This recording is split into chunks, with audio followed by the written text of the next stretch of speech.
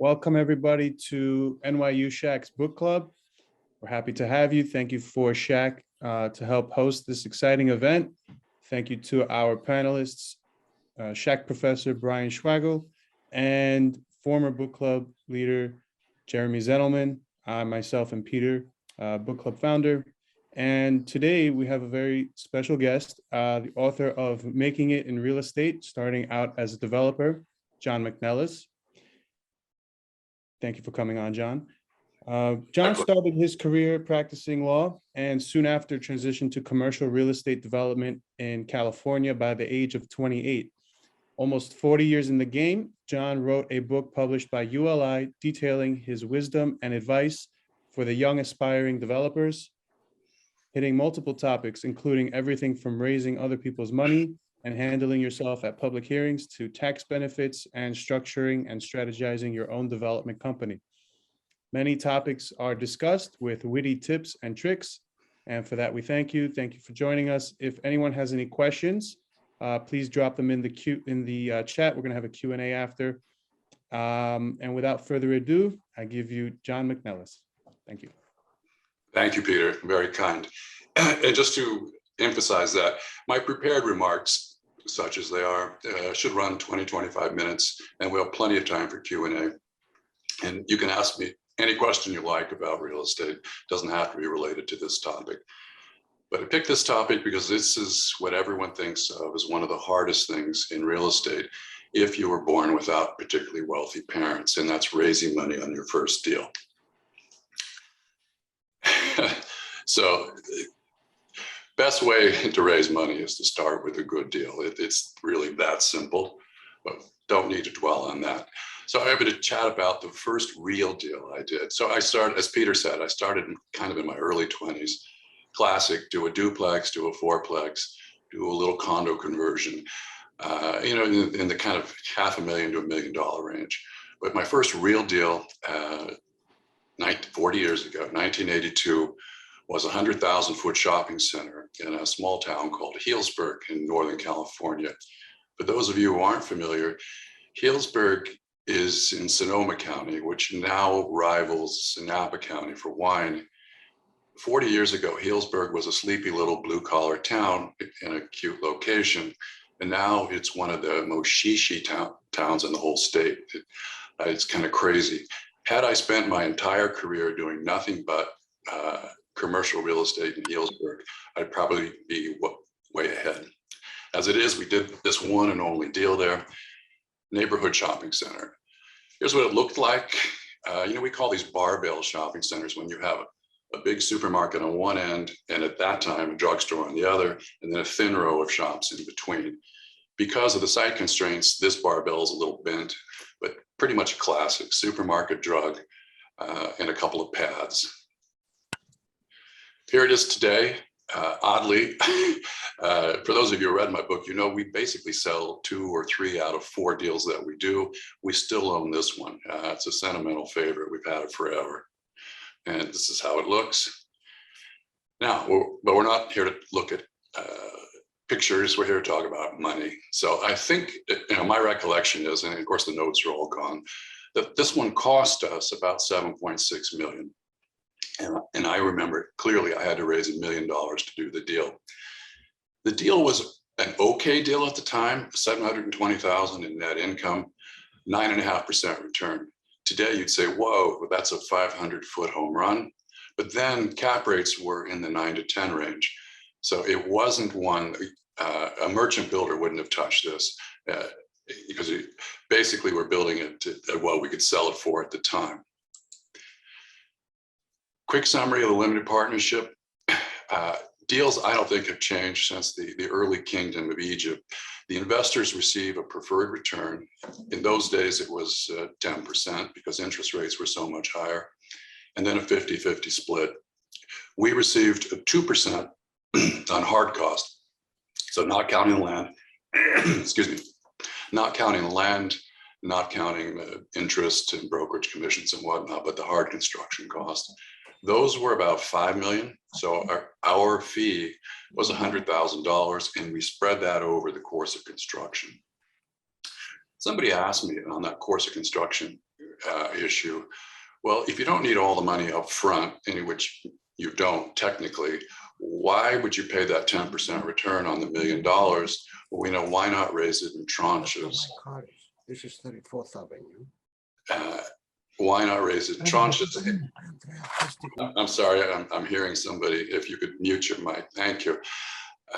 And the answer is simple. Think of it as an expensive insurance policy.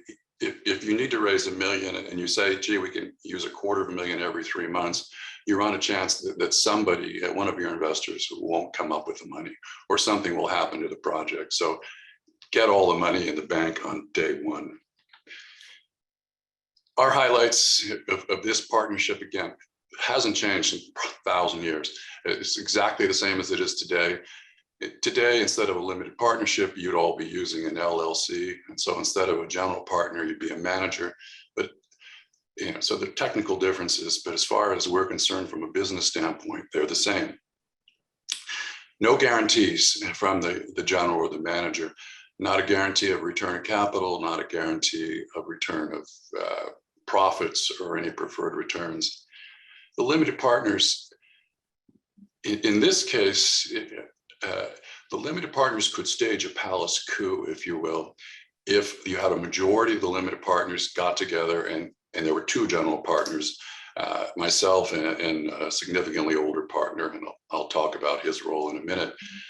So if you had 1 general and a majority of limiteds, you could kick out the generals, but essentially that's impossible. The other thing, even if you do, as limiteds, have the right to remove a general partner, in fact, it's a practical matter, you don't. In the limiteds, maybe you know 1 or 2 of the other limiteds, or they don't know each other. So it's very hard for them to get together and say, this general partner is screwing up, let's replace him. In this partnership, there were no audit requirements, no appraisal requirements. The only thing that we've done for the last 40 years is send out quarterly checks. It's been a very successful deal. An annual kind of Christmas letter, and of course, K1s. Now, if you're lucky enough, you get to ask this question. So you found that good deal, and now you're going to raise money. And you have a choice when you're starting out. Again, if it's a good enough deal, you actually might have this choice. Do you go with a whale? And by a whale, I mean a very wealthy individual. Think Bill Gates, a monstrously rich guy or woman, or a big financial institution on the one hand, or do you go with your family and friends, minnows, your church group, your basketball team, your sorority, whatever. Let's talk about those 2 choices. So one of the best parts about a whale is it's only 1 pitch, or 2. You don't make yourself sick giving the same speech over and over again. Usually also, particularly if your whale is sophisticated in real estate and more so sophisticated in whatever property type you're trying to develop, it's an easier pitch. They understand it right away. And here's the best part about whales is they've got a lot of money. So if you do a deal, in this case, a shopping center deal, and it goes well, then the whale's going to be happy to do more deals with you. And you get a much more sophisticated partner. It's lonely. It's lonely being a developer. You're on your own, and you're kind of fighting the whole world. The city for permits, the tenants, the bankers, everybody. So having a sophisticated older partner who can act in effect like the chairman of the board, who can help you on strategy, like, should we sell this particular out parcel, or should we lease it? Should we put permanent debt on? Should we float with that debt? Should we fix the debt? Kind of big issues, big questions, which your pack of minnows are not going to be any use for you on. So you get some benefits there. And I think probably all of you already know this. The drawback with whales is much worse deals economically. Today, as then, typical deal is a preferred return to, so let's say family and friends, the minnows. Preferred return of, like today, it might be 5 or 6%, interest rate so much lower. And then on a full development deal, a 50-50 deal. The whales are going to charge much more than that. They're probably going to charge 10 to 12% on a preferred return, and then maybe 70% of the deal. So big cost. Can you make it up in volume like the old joke goes? Yeah, maybe, if you do enough deals with the whale. The other thing I just mentioned, the limiteds, no matter what the documents say, effectively don't have any control because they don't know each other. They don't have that much invested. You know, they care, but they don't care that much. They're just not that sophisticated. The other hand, the whales, particularly the financial institutions, they have really draconian rights. They do have the right, if you don't hit your milestones or your steps, they almost invariably have the right to remove you as a general partner and, you know, put you in the penalty box, and they can take over. As a practical matter, they seldom do that because they're worse at development than you are. Minnows. I can guarantee you, let's say you're raising $1 million at $25,000 a pop, the way I was. Well, you've got to get 40 scores that way, right? And that means you're going to talk to 80 people, and you are going to feel, oh, we're in New York. You're going to feel like you're up, I don't know, how many blocks is it up to Broadway? 30 blocks, but you're going to feel you're in an off-Broadway show. You're with a bad part, and you're just kind of repeating the same lines over and over again. It's hard. The other thing is, again, let's stick with New York. Somebody mentioned Durst, I heard before. Unless you're a Rockefeller or a Durst or somebody really wealthy, your family and friends are only going to be good for a deal or two. You know, maybe they've got 20, maybe the guys you play pickup ball with are good for $25,000 each, but they're not going to be around for your second, third, fourth deals. So if you're thinking longer term, you know, the minnows aren't going to get you there forever. Accounting issues. This is mundane, but it's true. This deal 40 years later, well, guess what's happened, guys? We've had deaths, divorces, children have come and gone. We now have partners in that Healdsburg deal that I've never met, never spoken to. And particularly this time of year, March 15th to April 15th, they become very demanding. Where's my K-1? You know, where's my tax information? I need an appraisal on this property. And we're saying, what? You know, it's kind of a pain. Now, here's a big aside. I guarantee, and if you read the book, I think I detailed a number of deals that we lost money on. So this is true with me, but I guarantee that if you do enough real estate, you do more than a handful of deals over a number of years, you are going to lose money. I mean, if you were the offspring of Bill Gates and Warren Buffett, but you bought a deal and you leveraged it pretty highly at the beginning of 2020, it's like January, let's say early January 2020 or late 2019, and COVID hits. I mean, you're a genius, but none of us saw COVID hitting. You could have been wiped out. I mean, the building values, interestingly, really haven't declined, but cash flows evaporated for a couple of years.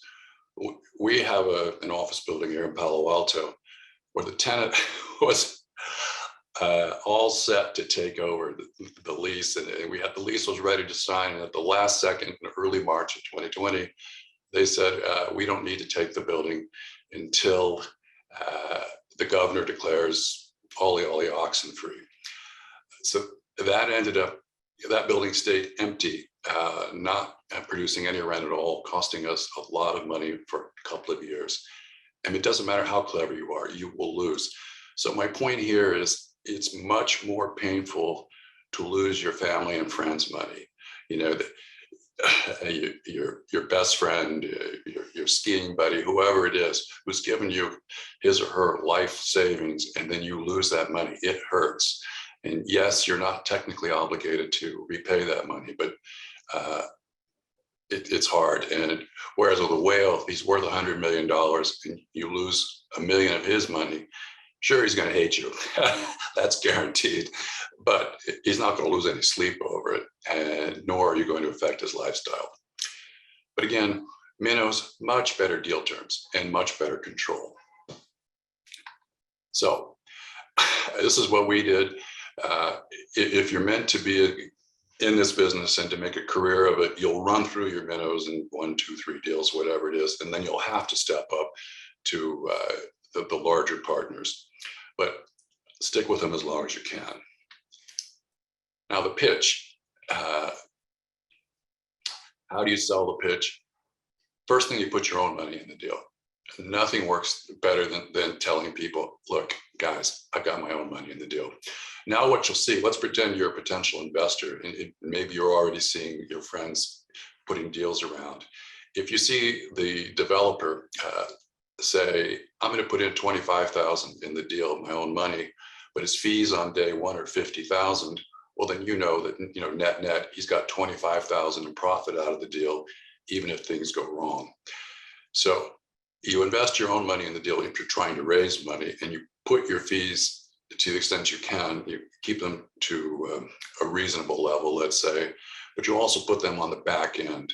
Like, no partner is going to care too much if your fee is on an accomplishment fee based on when the project is finished, the income is stabilized, and the permanent loan goes on, and maybe that's where your fee is, then the partner's not going to care. But if you're trying to get a bunch of fees at closing because you need to eat, it makes it much harder. And then I would suggest to you, as a potential investor in somebody's deal, if they're pulling a lot of cash out in the first on closing or the first few months, don't do the deal. Put your family's money in the deal. That always works. I got my mom's life savings in the deal, but good selling point.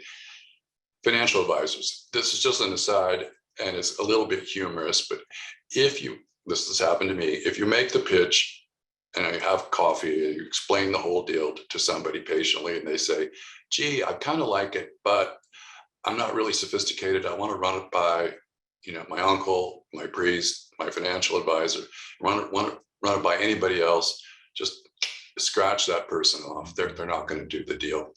No financial advisor who isn't going to make any money if your deal goes forward and does well, but who is going to be remembered for having recommended the deal if it goes badly, they're all going to say, why would you invest in John's new deal? He doesn't know what he's doing.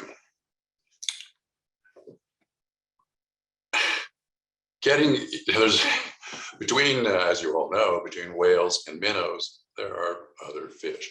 Get your shark. Invariably, you'll find somebody, if you're raising $1 million, somebody's got to have more money than everybody else, $100,000, $200,000, $300,000.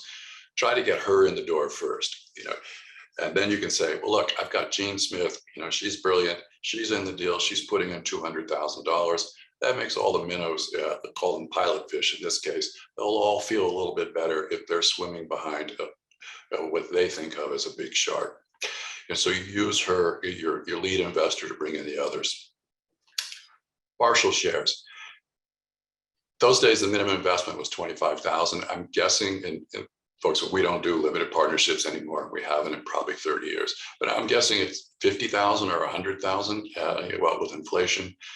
Don't get hung up on that. What'll happen is it's very hard raising money, even for good deals. It takes some effort. You have a pickup basketball team. You got 4 friends, and they're each good for $62.50. So the 4 of them can do a mini limited partnership on one $25,000 share. Let them do it. You don't care. You're just trying to get the deal done and get the equity raised. On the other side of that, and this happened to me, I think I got to about 900,000 and I ran out of gas. I talked to everybody I knew who had a dime, and I was stuck. So I went back to the lead investor who was in for 250,000, and I cut him a deal. And I'll talk about that in a second. So, and the actual pitch, it's a worn out expression at this point, but it works. Elevator pitch. You ought to be able to pitch a deal, a real estate deal. You don't have to go all the way to the top of the Empire State Building on the elevator. You ought to be able to do it from the ground floor to the 3rd floor. This is a great deal because let's use my example. We will be the only shopping center in this town. Safeway is a great competitor. We know it's going to be a wonderful deal. Okay, elevator door opens. Just as important as to why it's a great deal is why it's a safe deal. Back to the point that sooner or later, everybody loses money in real estate. Well, that's true with investors too. And I have found and I've seen, if you can just get an investor her money back, they put in 25,000 3 years later, and lots of Sturm und Drang, and you get them their 25,000 back, they're delighted. So why it's a safe deal? This is a safe deal because, well, we already have the Safeway lease signed, we have the Payless drug lease signed, and we have the Carl's Jr. hamburger lease signed. We are pre-leased to break even. So we can't guarantee that we'll lease up the remaining 30% of the space, but we can guarantee that we're not going to lose money. That really sells. Again, you get your preferred return before I, developer, make any real money. That really works. So if your friends think you're honest, or if the whale thinks you're honest, then he knows that your economic interests are perfectly aligned with his. You've got to get his or her money back first before you make yours. Again, I put my money in the deal, I put my family's money in the deal. Now, since you're starting out, so $8 million deal then is, I don't know, $30 million deal today, something like that. How inflation works, I've never figured that one out. But anyway, if you're in your 20s, it's hard to sell an adult deal. In fact, if you don't have some gray hair, the banks are going to look askance at you. So what you do is you sell your partner.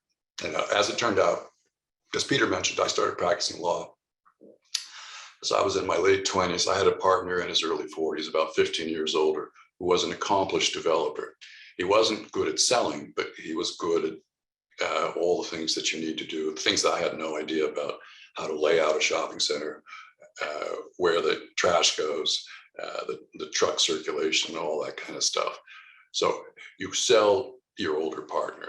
In fact, people have written me and said, hey, John, what do I do? And I say, you bring in an older partner, and even if you don't really need her or him, give them a small share, and that will help you get the credibility that you need to do. So back to a little more personal, I think I made about 50 pitches to get 20 investors. And again, I sold my older partner's expertise. I just sold the hell out of him. I said, look, the guy's built 10 shopping centers. This is a walk in the park for him. Invested 25,000 myself. My mother had a little bit of money. She was a canny old Irish woman. I said, can I borrow some money? And she says, no, Johnny, I'm not going to lend you any money. I want to be a partner. So she put the money in the deal. And then to get across the finish line, because I'd run out of gas. I only had 900,000 raised. I went back to the lead investor and said, look, I know you're rich. I know you know this is a good deal. What's it going to take to get you to put up another 100,000? And as it turned out, what it took was we had to give up 20% of our 50% promote, or 10% of the overall deal. So it was 50% to the limiteds and 25% to my partner and I. We were each cut down to 20%. And was it annoying? Yes. Was it financially painful? No, not really. The cash flow started, but the deal got done. So again, don't get hung up. Far more important for you is to get the deal done, right? So how, what do they call it? Big bubble gum, Band-Aids. You just land the plane. And that's it for the prepared remarks, folks. As Peter mentioned, I've done a number of talks for ULI on specific subjects, starting your company, buying versus selling, but they're all posted on ULI, on YouTube. You can check them out. And now I'm open for questions, and I'll stop the, how do I do that? Stop share. Okay, there we go. Thank you, John. That was great. Okay. Appreciate it. Professor Brian Schwargerl, would you like to take the lead on the questions? Sure, that's great. Thank you so much. Interesting presentation.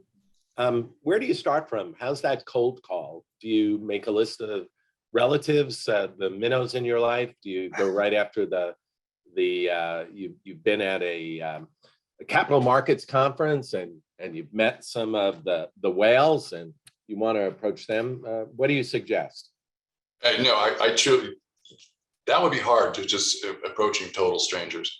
But let me make a point first. Nobody believes me on this, nobody's starting out, but actually, if you can come up with a good deal, raising money is relatively easy. There are trillions of dollars sloshing around out there, and we all get the same interest rate in the bank. You put your thumb and forefinger together, we're all getting zero. And so if you come up with a deal, that's simple and says, look, we're buying this for 5 million, we're going to put $1 million into it, and it's going to be worth 10. And so you will make, we'll split it 50-50, you'll make $2 million. And if it makes sense, it's relatively easy to make the deal.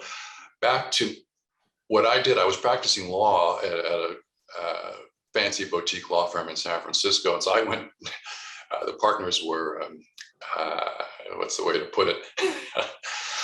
They thought it was amusing that my hobby was making money, because I was doing this on the side while I was practicing law. And so I talked about 6 of them into it, and it was truly just family and friends. And then, anyway, it went that way. And I think we did a couple of those. And then, as I mentioned, we evolved, and this is the early 80s. There was a lot of money after the savings and loan deregulation. There was a lot of financial institution money. So we went the route of financial institutions.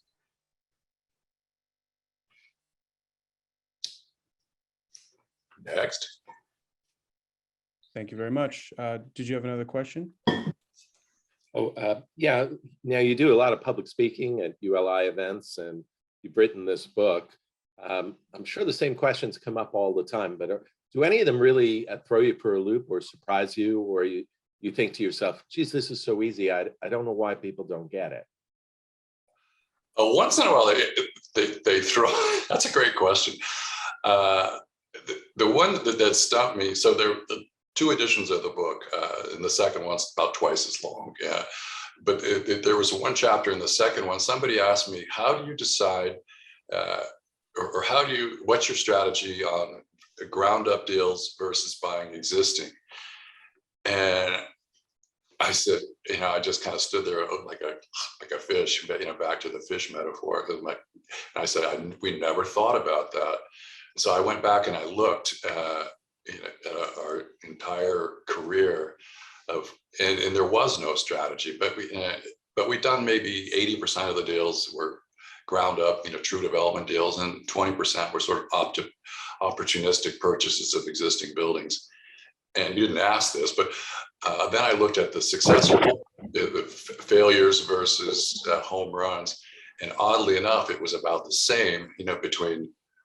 And the ground up deals are ever so much harder, right? You got to get the zoning done, the construction and everything else. But the success was about the same with existing buildings, which surprised me.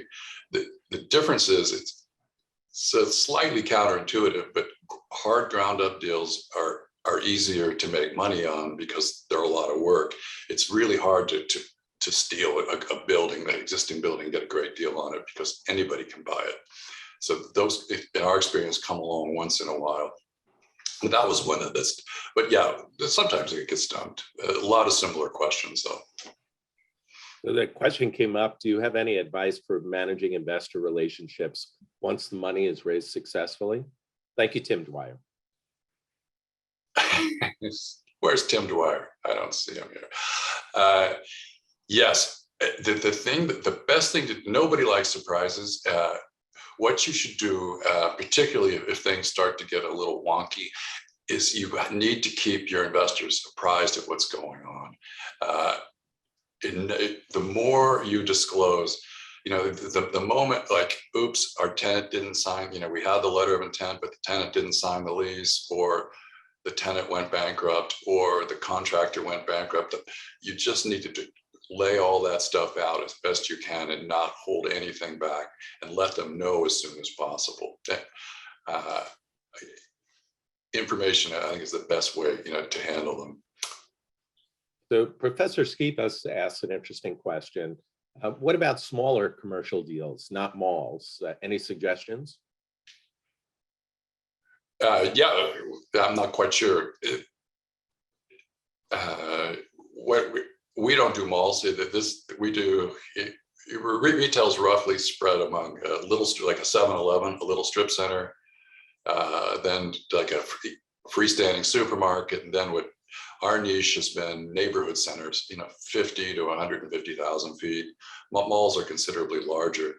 But what I talk about, a duplex, the first building I ever bought, I think it was like $25,000. All of the metrics, all the raising the money, the dealing with the title company, dealing with the bank, it's all the same. From doing a 7-Eleven on the corner, to building on a high rise on Fifth Avenue. There are more zeros and it's more complicated, but the basic stuff, the blocking and tackling is the same. So I'm not sure. You have to start with smaller deals because you need to raise so much less money. So Darius Hill asks, before pitching a deal to any investor, would you recommend getting the deal under contract first? Hello, Darius. Yes. I've given I remember one talk I gave. So every morning I make myself a cup of coffee, right? And it's a really simple process, but if you break it down, there are maybe 10 steps. Put the water in the kettle, put the coffee in the filter, pour it, but you have to do it in the exact right sequence to get the coffee to come out right. It's the same thing. And this mistake people make all the time. Yes, always have the property under control before you talk to investors, for sure, and before you spend any money. This mistake gets made by people. They look at a piece of property and then they hire an architect to start fooling around with drawings, or maybe they hire an engineer, or maybe they talk to somebody about it. And the next thing you know, they don't get the deal and they get embarrassed, or worse, they mention it to somebody, this is a tough world, and they get snaked on it. So yes, it's like put the water in the kettle, turn it on, you have to have it under contract before you do anything else. Otherwise, you're wasting time and chances are money. Darius wants to make sure I give you his follow-up question. How do you handle contractors that agree on a price with you early on with a signed contract, yet though through clever contacts, they try to raise the cost in the middle of the project through change orders that he feels are not justified? Yeah, the way we've handled that is we've worked almost exclusively with a couple of regional contractors here, and remember, I'm in the San Francisco Bay Area. It's really hard. Right now, folks, the difficult part of developing right now are construction costs. You can find land. Interestingly, you can find tenants, but construction costs are killing deals. So what you need to do is find an honest contractor, and it's not that hard. But you need to find them and trust them. And unfortunately, you get into battles. The contractors themselves, they're optimistic. You have to remember, contractors, for the most part, are essentially brokers. They're not building, with some exceptions. Most contractors don't build anything themselves anymore. They're managers of subcontractors. So if things start to go wrong, their subs walk away from the job, and they've given you a guaranteed max contract. You're going to get that kind of pushback. The only thing you can do to protect yourself is to find a good, honest contractor and stick with him. Right now, and they're hard to find right now. Well, it's not. I didn't mean to laugh. Yeah, it's not that they're any more dishonest. It's just that everybody's working right now around the clock, it seems. Yeah. find a good one and stick with it, Darius. That's my recommendation.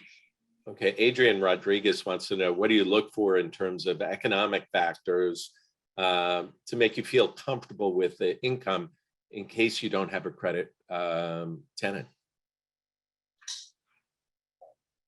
Let's see, no credit tenant. We don't try to do stuff without credit. That's one of the, retail is a tricky subsection of real estate, but one of its benefits is that we don't build spec, so we'll do a deal where, okay, we've got that right. I still work with Safeway. I just finished one last year, so we're still building Safeway shopping centers. So we start out with a credit tenant. I'm not going to build a property that doesn't have it.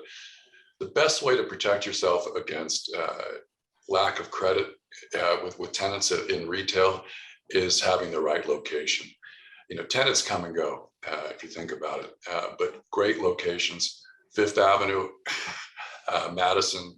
I guess Madison's in a little trouble right now, but the pyramids, the great locations stay.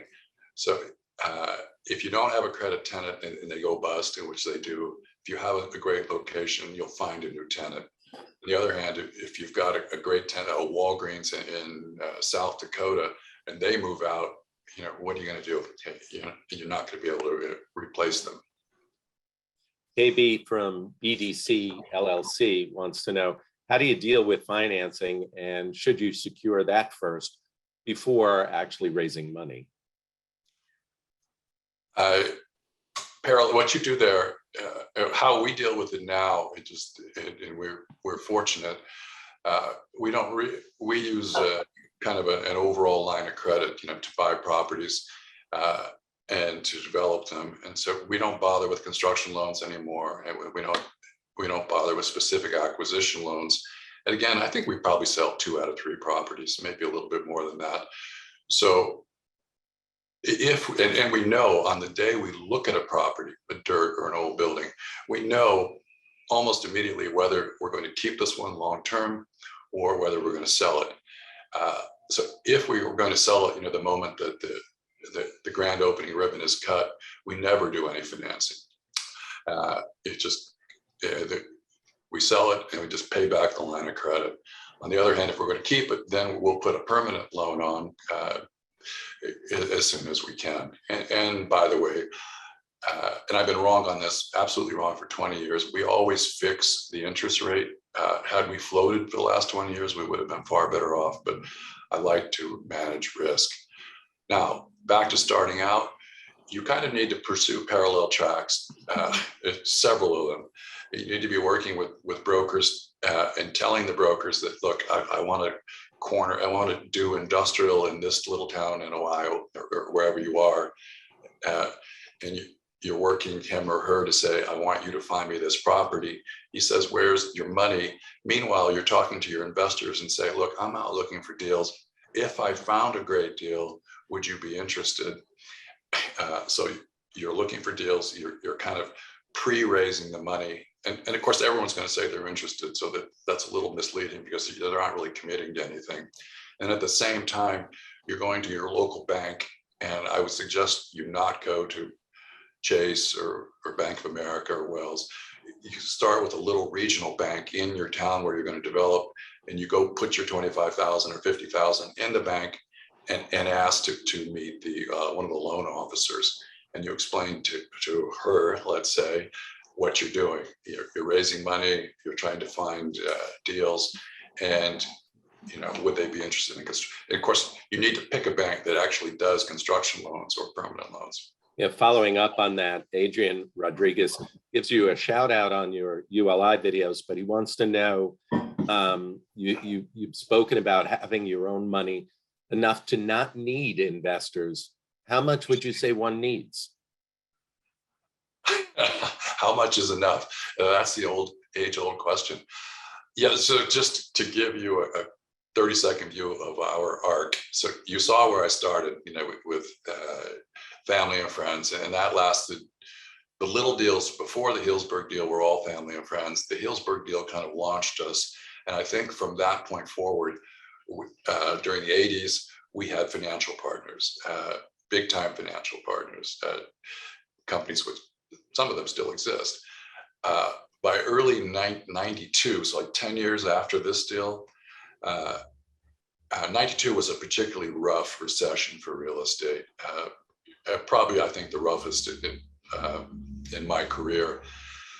And then the financial partners failed us, actually, to be blunt about it. And so then at that point, Saul on the road to Tarsus, the epiphany was, I'd rather own 100% of $1 million deal than 1% of $100 million deal. I can control it. So it's not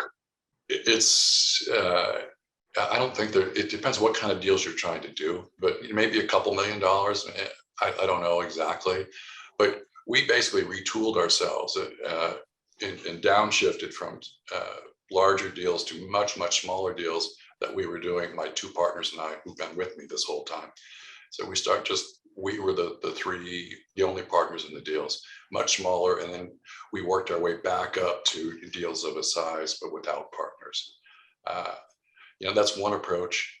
And then the talk I gave about, no partners, no problems, I go into that.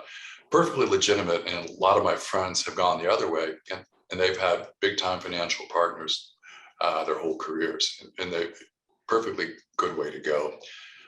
Maybe more headaches, but you can do a lot more deals with less risk. This one might be a headache question, but Connor Witten wants to know, how do you approach communication regarding a group of investors to agree when is the right time to sell?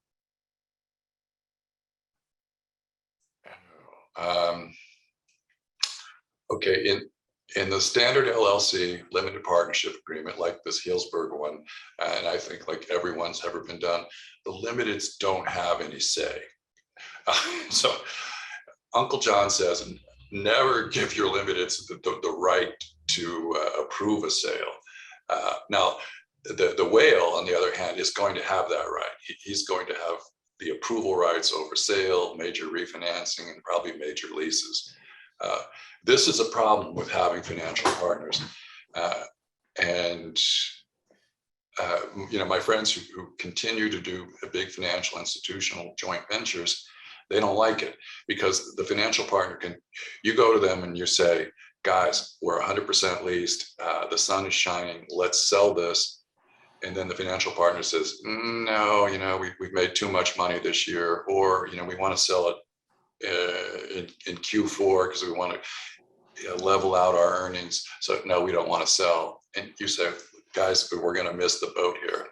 Or the other way is worse, when you're 80% done with a deal, and you all know that the last 20% of leasing is where all the money is, but the financial institution suddenly says, we need to sell. We need to get our money back. We need to show some gains today, sell it today. And you say, oh my God, we don't want to sell today, because if we sell today, you'll get your money back, you'll get your 10% return, but we won't get any pref. And the financial institution says, so what? This is why we don't do these kind of deals. Hope that answers the question. That's a problem. Yeah.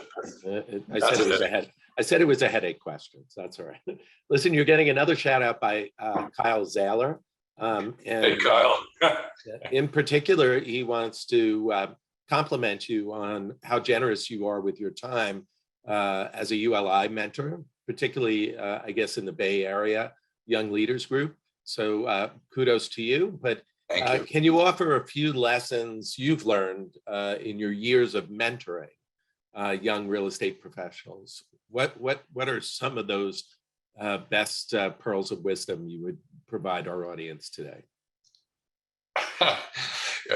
Well, Kyle was one of my mentees. He probably knows.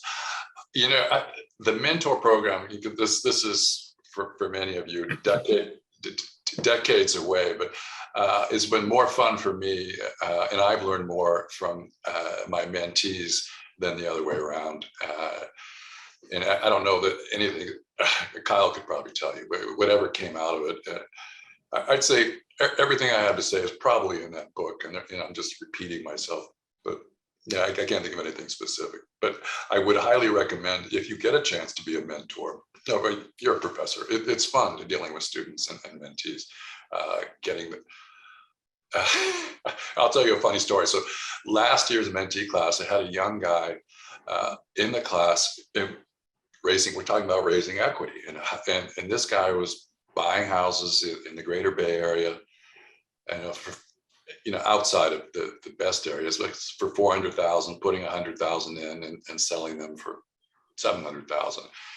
And I said, "How do you raise your money?" And he says, "Oh, on Instagram, Facebook." He just goes out there and it just puts this little flyer together that says, "I'll guarantee you," and it was all loans. "I'll guarantee you a 12% return." And I said, that's probably illegal. The SEC frowns on you raising money among non-qualified people. But, that's how it's getting done today. So it's fun how you learn stuff. But don't do that at home, folks. It's not a particularly good idea.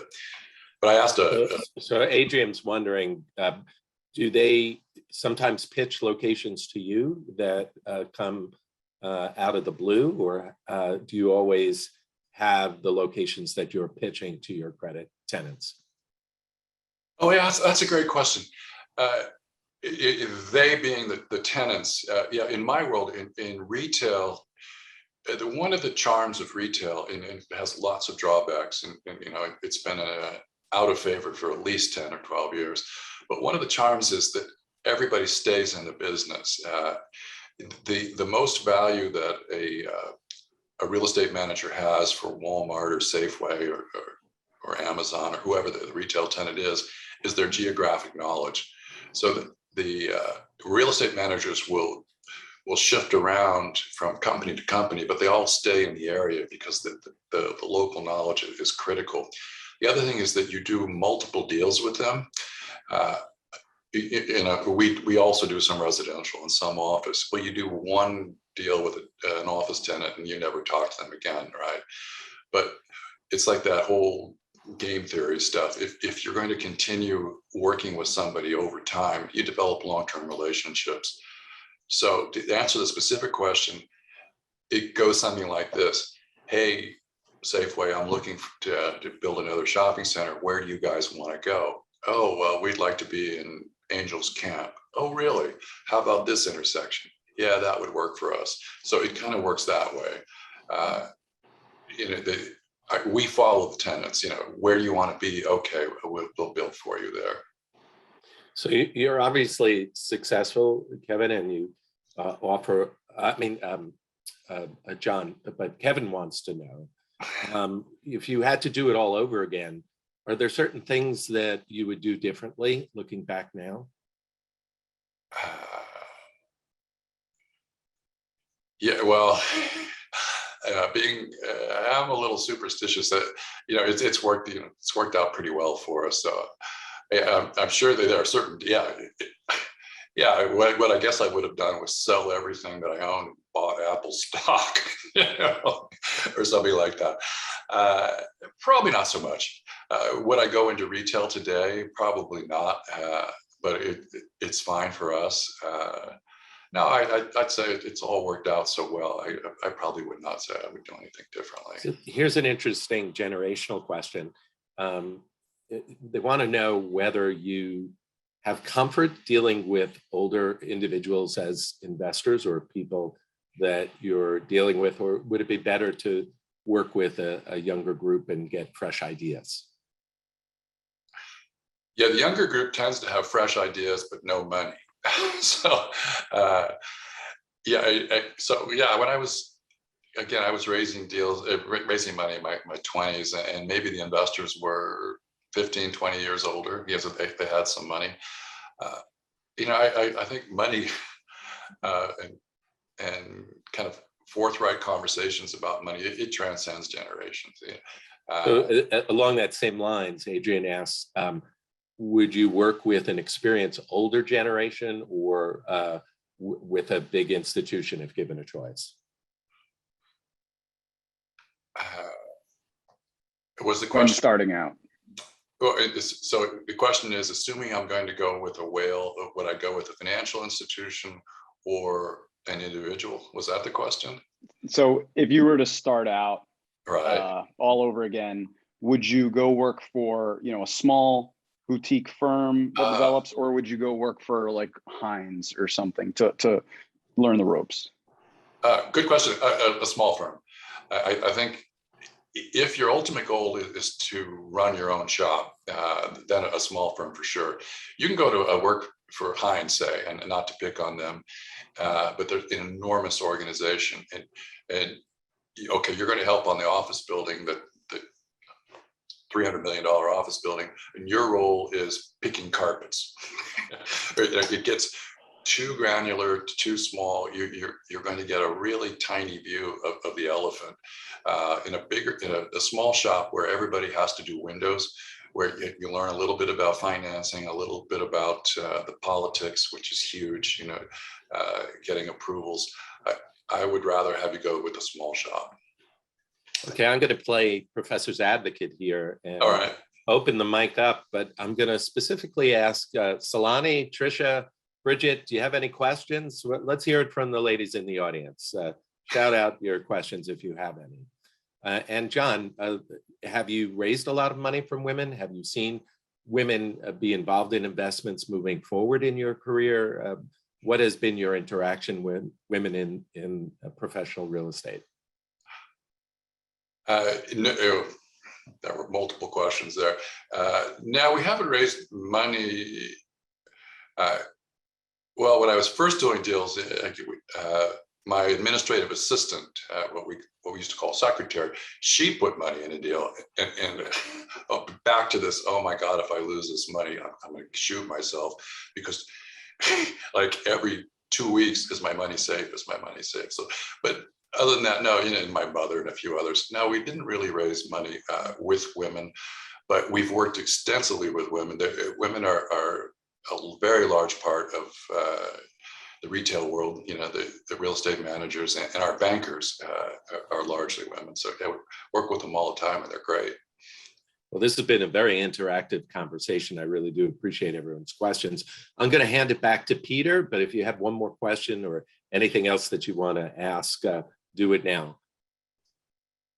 Okay, Peter? Okay, great. So Jeremy, I believe you have a couple of questions, and then I'm going to finish up with a couple myself. So Jeremy, go ahead. Hi, I was just wondering, first of all, thank you for doing this. I had a couple questions. First, not many people here on this call have dealt with high interest rates. I think that's something that we haven't seen in 30 years, and it's coming back. So I was wondering if you could discuss that, and also discuss. You mentioned that you eschewed floating rates, and you had some problems with big financial partners during one of the recessions. So how do you deal with risk management and recessions? And I guess the third question would be, what's getting approvals like? How do you work your way through that? Is it just having been there? Is there a method to the madness? Because having worked for a local government, there's nothing as difficult as dealing with local government. Yeah, the last question first. Even in towns, you think that they would give you a ticker tape parade, for proposing a development.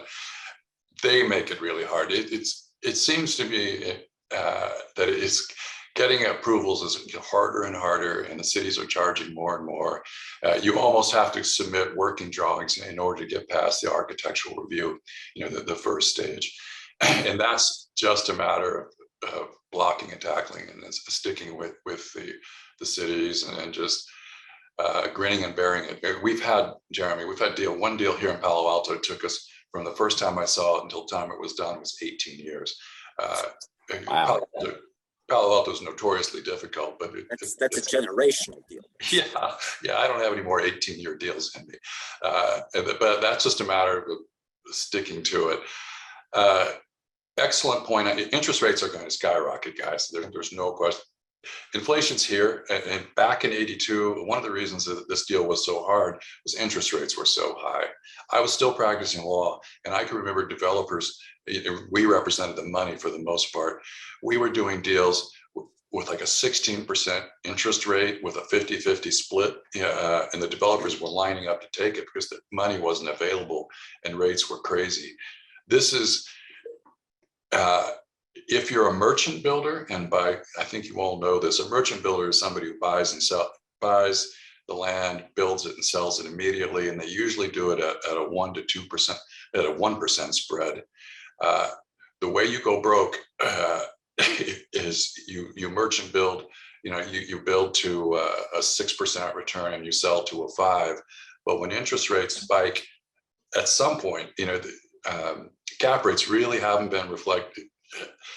There's enough of a gap between interest rates and cap rates that cap rates haven't moved. But when interest rates go high enough, when treasury bills go high enough, cap rates go up and you lose. So the way you protect yourself is you put a lot of equity in deals. Hard to do that when you start out, but if you are highly leveraged and floating rate, life gets really difficult in an inflationary cycle. And I'm wrong most of the time. The old joke, which I've stolen, is I predicted 5 out of the last 2 recessions. So I'm often wrong, but I think we're going to have big interest rate hikes and big inflation for several years to come, and it'll make it tricky to do deals. So the solution is go conservative, more equity. Again, hard, but achievable.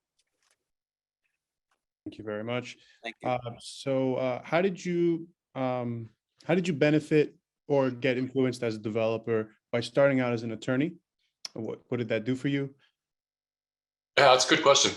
If you think about it, a developer is kind of like the conductor of an orchestra. You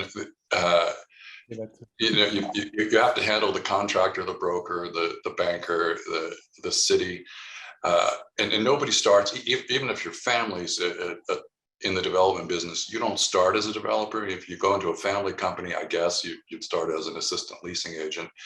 So if you come to it from an architectural background or a brokerage background, or in my case, a law background, you're picking up it's like you're playing the violin.